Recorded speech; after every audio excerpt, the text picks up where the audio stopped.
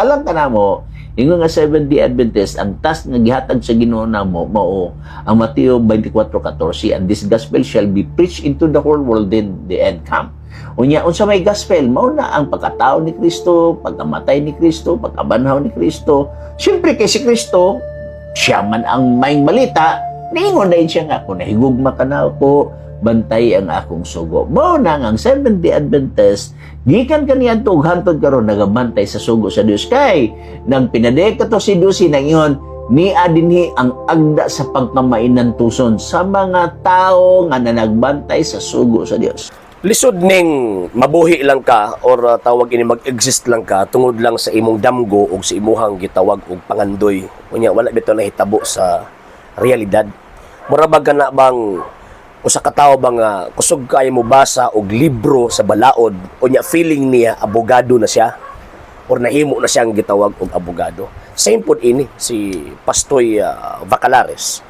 Ngano man ingon pa niya ang taas daw sa Seventh-day Adventist aron matungan ng St. Matthew chapter 24 verse 14. Nga igamantala ang maayong balita nga tibok kalibutan hangtod nga moabot ang katapusan or moabot ang ato ang Ginoong Jesucristo. Ano sa nahitabo nga nahimo mong apil ana? Ano sa nahitabo nga diin na-apil ang Seventh-day Adventist nga diin gitukod og 4 ka buok Amerikano ni adtong 1863. Kinsa nga mga membro ninyo or mga pastor ninyo nga presente sa panahon sa dihang gisulti sa tong Ginoong Jesucristo nga igamantala ang maayong balita ngadto sa tibuok kalibutan. And ato ang inumduman mga sir ug mga ma'am ug kang Pastoy Bacalares nga diha sa balaang kasulatan klaro may kabiya kaayo ingon si Kristo, padlako kamusta ng katawhan sa tibuok kalibutan, paghimo mo akong mga tinun-an naa siya responsabling gisugo. Og kabalo ko nga dili na Seventh-day Adventist. Nga naman kay ulahi naman kay niabot ang Seventh-day Adventist. Sa panahon ni Ginoong Jesucristo walay Seventh-day Adventist.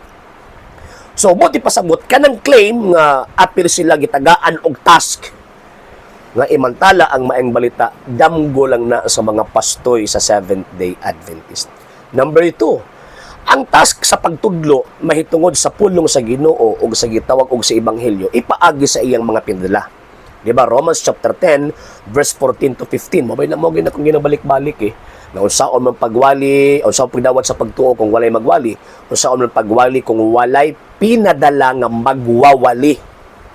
So naag you always gipadala. O atong Ginoong Jesucristo gipadala sa amahan nya si Kristo nagpadala pod sa mga apostol, iyang mga apostol, unya ang mga apostol pod nagpadala pod sa ilang gitawag og mga disipulo. Mao na ang tawag ining custom kung baga nga diin nasunod sa iglesyang gitukod ni Kristo from the 1st century AD. Ang question na kung gitagaan og task ang Seventh-day Adventist, ano sa nahitabo? Nga na ay direct command sa Ginoong Jesucristo nga na-appeal ang Seventh-day Adventist. Kaya ako nang giingon, sa 1st century AD, wa pagyod nahitabo din na nga na ay mga membro din na sa Seventh-day Adventist. Kaming boto lang sila 1863 or 1863. So, mo na nga makaingunta nga damguray daganan ining moong gitawag og mga tawhana. Number 2 point, ingon pa niya kay nagtuman daw sila sa gisugo ni Ginoong Jesucristo. Natawag yang tinaw ang gisugo ni Ginoong Jesucristo. Nga higugma ang Dios labaw sa tanan, sa tibok mong kasingkasing, sa tibok mong kalag. Nga pagkahuman higugma imong isig katao sama sa paghigugma sa imong kaugalingon. Never pud siya nagisgot ni nag-adlaw ipapahulay. Na gisulti nga gisumada. Giusa din na ang 10 commandments. Kanang sa duha ka sugo kanang 2 great commandments. So buti pasabot pag abot ni Ginoong Jesucristo amended ang maong gitawag balaod. Question, naabe katungod si Kristo nga mo amend sa maong balaod? Yes. Kasi man ang promulgator. Nguna, from 10, nahimong gitawag og napulo. Pero pwede gihapon to nimo, hisgutam tong napulo, provided nga subay sa interpretation sa ato ang Ginoong Jesucristo. O nya, never ka nga makadungog or never ka nga makabasa nga si Ginoong Jesucristo naghisgot og adlaw igpapahulay aron ipatuman sa tao. No sir, no ma'am. Nga naman kay ang perfect nga presentation sa adlaw nga igpapahulay kadtong kamatayon ni Ginoong Jesucristo nga mipahulay sa salubnganan gikan sa iyahang gitawag og kamatayon. Ipahulay siya dito 3 ka adlaw. Diba? Sumaot nung perfect. Pag human adto, wala na.